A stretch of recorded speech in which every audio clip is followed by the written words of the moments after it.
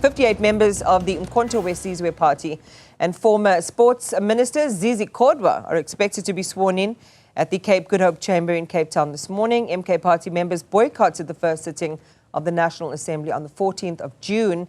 They are still disputing the outcomes of the 2024 general elections. Among those included on their list is impeached former Judge President John Hlophe, who will now lead the MK party caucus in Parliament. So let's take you now to our reporters, and Zianda Ngobo is standing by for us. It's a big day, Zianda, and the MK party talking tough. We saw their statement yesterday announcing and confirming that their members will be sworn in today, but not standing back from their allegations that the elections were still rigged. That's right, Iman. You'll know that there's a time limit within which the MK party members had to be sworn in. I think it's within 2 weeks after the first sitting of the National Assembly. And so when they have argued that while they're still contesting the outcome of the election, they will still be sworn in to fight this from within. So that's why you'll have those 58 members sworn in. I've also just spotted former Sports, Arts and Culture Minister Zizi Kodwa, who's expected to be a backbencher, as he will be sworn in as a member of Parliament. Lots of questions there, Iman, about the effectiveness and the rule, the step-aside rule that the party has put in place, and the implications thereof, because the last time I checked, it meant that once you have been formally charged, you step aside, and that's why Zizi Kodwa not only stepped aside from his ANC duties, but he resigned as the Sports, Arts and Culture Minister, making a comeback then today alongside those 58 members of the uMkhonto weSizwe party. So let me take you to my colleague Juniour Khumalo, who's standing by with Arthur Zwane of the MK party to perhaps get more clarity, Junior, on this move that they're making to finally be sworn in as members of Parliament. Indeed, Zianda, I am here with the MK Party's Secretary General, Arthur Zwane, just to give us more details about what has changed. Mr. Zwane, thank you so much for joining us. About a week or two ago, your party was not here when the first sitting of the National Assembly happened. What has changed? Why are you here now? Nothing has changed, Mashoban.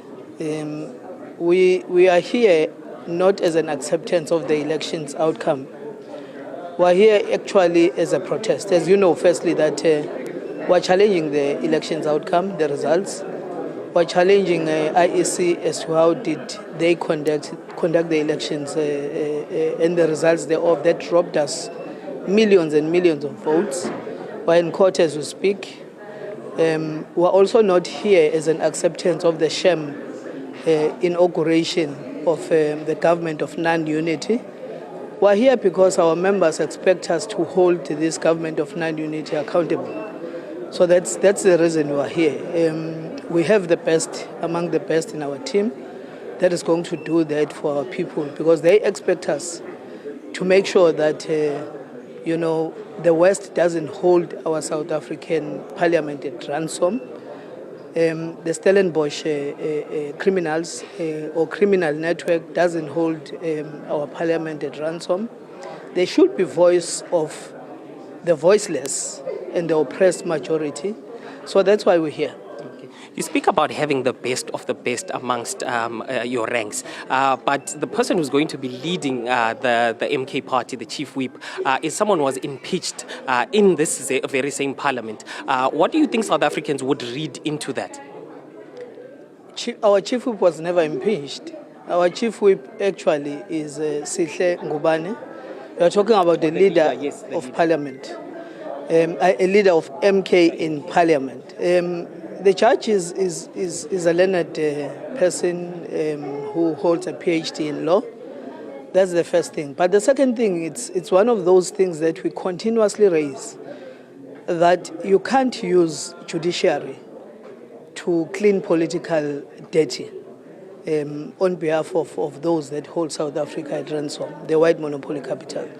I've never heard in South Africa somebody arrested and also removed as a judge just by saying, "Stembeni na bafana bagithi." This is tantamount to saying, I can't. And you actually remove the whole charge. It's a shame, an embarrassment. In fact, we should be asking the very same question to those people who did it. Why did you do it? This is an opportunity for our members inside Parliament to actually hold them accountable for those things.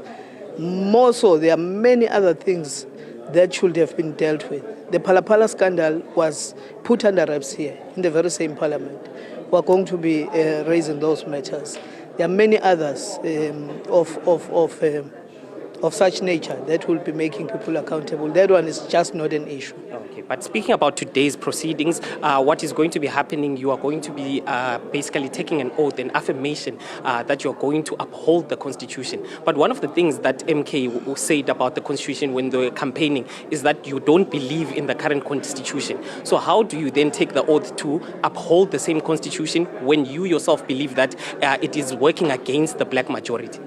We are not against the Constitution, we are against this Constitution. We are basically saying the Constitution should allow the parliamentary democracy, not the constitutional democracy where those that are not elected are actually running the affairs of the country. We want people that can be accountable to the voter, not those that are not accountable to the voter, not elected just because they wear red robes. That's where the difference is. We want the Constitution, but the Constitution should be controlled by those that are elected by by the majority at home. Okay. Thank you so much. That is the MK Party's Secretary General, Zwane. I'm just going to step out of short and just allow Iman for my colleague Utabo just to show you what is happening behind us. So all of the 58 MPs, well, the members of MK that are going to be sworn in today to become MPs are sitting at the back, at your far back.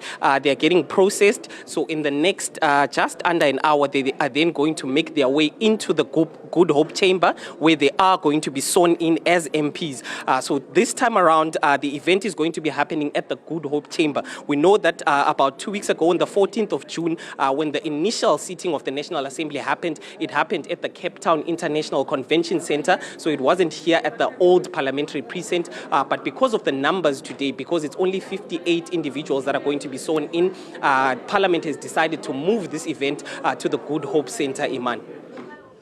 Yeah, some faces we're seeing they're going to become pretty familiar to the rest of South Africa once their parliamentary term begins and we get to see all of these political players in action.